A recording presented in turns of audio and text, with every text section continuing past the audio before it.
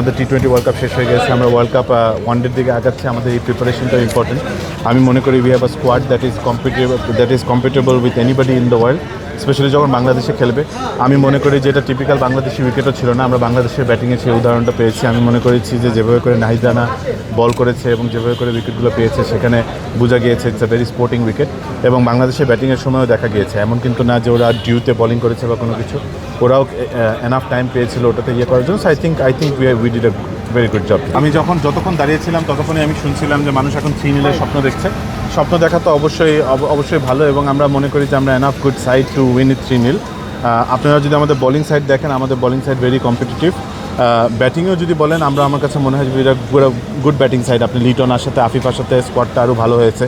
আপনার আজকে আমাদের ভালো বোলারগুলো, তাসকিন ভালো বল করেছে, মুস্তাফিজ ভালো করেছে, মিরাজ ভালো করেছে, রিশাদ হয়তো সেই সুযোগটা পায়নি। সো আমার কাছে মনে হয় যে we are a very competitive one day side, এবং সেটা ওয়ার্ল্ডের যে কোনো সাইডের জন্য আমরা ভালো করার আশা রাখি। নাহিদ বা রংপুর রাইডার্সের যে কোনো প্লেয়ার যখন ভালো খেলে তখন আমার জন্য একটা আলাদা একটা আনন্দের জায়গা। আমি কনসিডার করি দে আর আওয়ার বয়েজ। নাহিদ রানা গত 2 বছর ধরে বাংলাদেশের টিমের জন্য খেলছে এবং রংপুরের জন্য খেলছে।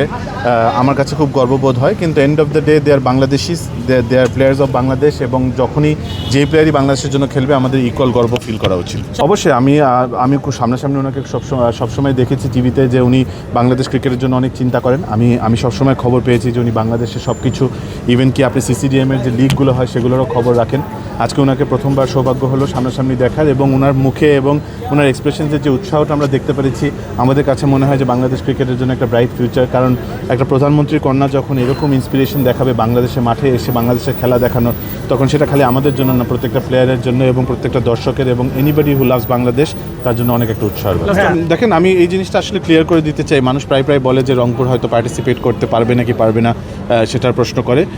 জিএসএল আসলে এমন একটা টুর্নামেন্ট যেট ইজ অ্যান ইনভিটেশনাল টুর্নামেন্ট। এটা is not depending on who BPL champion is or whoever. So GSL যখনই যাকে চাইবে, সেটা নট নেসেসারিলি রংপুরকে হইতে হবে বা রাজশাহীকেও হইতে হবে। তারা যদি কালকে চায় অন্য কোনো একটা টিমকেও, সিলেটকে বা ঢাকাকেও ইনভাইট করতে, it is up to them. আমি যতদূর শুনেছি যে জিএসএলে এবার হয়তো কোনো বাংলাদেশি টিমকে তারা ইনভাইট করছেন না, তারা সাউথ আফ্রিকান একটা টিমকে নিতে ইন্টারেস্টেড। আমি যতদূর শুনেছি, আই এম নট শিওর, হয়তো তারা কালকে রাজশাহীকে ইনভাইট করতে পারে বা আমাদেরকে ইনভাইট করতে পারে। আমি যতদূর শুনেছি যে তারা সাউথ আফ্রিকান একটা টিমকে নিয়ে খেলতে চাচ্ছেন, এবং এইবারের জন্য তারা বাংলাদেশ খেলছে না। অবভিয়াসলি আপনারা যদি বলেন, Guyana has been our second home. আমরা 2 বছর খেলে এসেছি, একবার চ্যাম্পিয়ন হয়েছি, একবার রানার্স আপ হয়েছি। আমাদের জন্য একটা আলাদা একটা ভালো লাগার জায়গা। আমরা অবশ্যই চাইবো যখনই ওরা আমাদেরকে ইনভাইট করবে ওখানে যেয়ে খেলার, এবং আমরা আশায় রইব যে যখনই তারা বাংলাদেশ থেকে কোনো টিম নেবে সেটা যদি রংপুরই হয়। বাট দেন এগেন, যদি এটা অন্য কোনো টিমও হয়, রংপুর যতটুকু আশা নিয়ে যাবে ততটুকু আশাই আমাদের অন্য টিমটার উপরেও থাকবে। দেখেন, চাওয়া তো আমারও অনেক কিছু আছে। আমার রেসপন্সিবিলিটি হলো যে বাংলাদেশ ক্রিকেট বোর্ডকে প্রেজেন্ট করা যে আমি কী জিনিস চাই। আমি বিভিন্ন ধরনের এজেন্ডা আমি অলরেডি বোর্ডে, একদম প্রথম বোর্ড থেকে এখন লাস্ট বোর্ড পর্যন্ত আমি আমার এজেন্ডাগুলো দিয়ে এসেছি। বাট আমি আগেও একটা ইন্টারভিউ বলেছি যে it's not up to me only. আমি যখন একটা জিনিস যাব তখন এটা অন্য ডিপার্টমেন্ট থেকেও পাশ হয়ে আসা লাগে। এটা আমার জন্য হতাশাজনক যে অনেক প্রজেক্ট হয়তো আমি এখনও করে উঠতে পারিনি, কিন্তু আমি আমার এজেন্ডাগুলো সাবমিট করেছি। আমি এখনও আশায় আছি যে অন্য ডিপার্টমেন্টগুলো আমার সাথে একসাথে যদি আমরা কাজ করতে পারি, তাহলে বাংলাদেশের facilities state of the art করা সম্ভব। এবং এটা কোনো রকেট সায়েন্স না, এটা করা একদমই সম্ভব। আমি থাকি আর না থাকি, বা আমি করি আর না করি, আমি শিওর যারাই আসবে না কেন তাদের জন্য বাংলাদেশ ক্রিকেটকে অনেক উজ্জ্বল জায়গায় এবং ভালো জায়গায় নিয়ে যাওয়া সম্ভব ফ্যাসিলিটি ওয়াইজ। লাইটটা বেসিক্যালি আগের থেকেই ছিল, কিন্তু ওখানে এনাফ লাইটস ছিল না। সো আমাদের খালি একটু রিইনস্টলমেন্ট এবং অল্প একটু কাজ করা লেগেছে। সেই কাজের মাধ্যম থেকে এখন থেকে বাংলাদেশ ন্যাশনাল টিম থেকে শুরু করে আমরা অদম্য কাপেও দেখেছি বিভিন্ন টিমরা রাতে প্র্যাকটিস করেছে।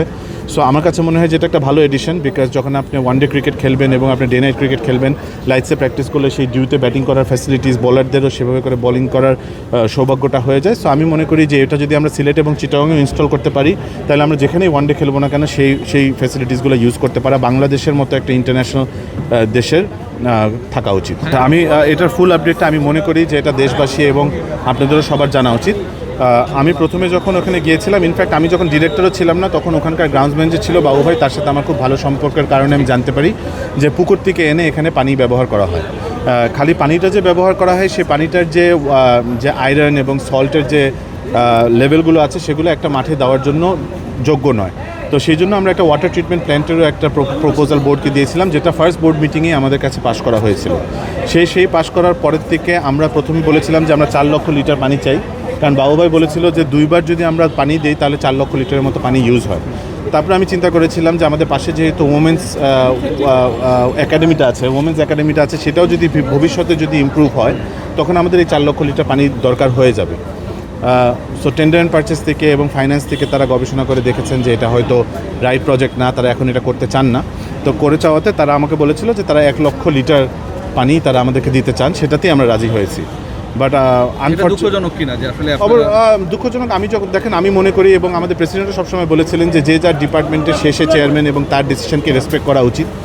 তো যেহেতু আমি বলেছিলাম যে 4 লক্ষ লিটার হয়তো আমি কোনো কিছু চিন্তা করেই করেছিলাম, বাট তারা সেটাকে হয়তো মানতে চায়নি, তারা 1 লক্ষ লিটার করে দিয়েছে। 1 লক্ষ লিটারেও আমার আলহামদুলিল্লাহ ভালো একটা কাজ হতো। এখন পর্যন্ত আমরা ওয়ার্ক অর্ডারের জন্য ওয়েট করছিলাম। আলহামদুলিল্লাহ মনে হয় গতকালকে প্রেসিডেন্ট সাহেব নিজে সাইন করে দিয়েছেন যে ওয়ার্ক অর্ডারটা হবেন এবং হয়তো ভবিষ্যতে এখন কাজটা এগিয়ে যাবে। অবশ্যই আমার কাছে মনে হয় যে আমি যখন একটা ডিমান্ড দিয়েছিলাম তখন অনেক চিন্তাভাবনা করে দিয়েছিলাম, কিন্তু ওনারা যেহেতু হয়তো সেই ডিসিশনটা চেঞ্জ করার মতো ক্ষমতা রাখেন, সেটাকেও আমার রেসপেক্ট করতে হবে। সো সেই রেসপেক্টটা রেখে আমি বলতে চাচ্ছি যে আমরা হয়তো এখন যতটুকুই পাবো ততটুকুতে আমাদের খুশি থাকা উচিত।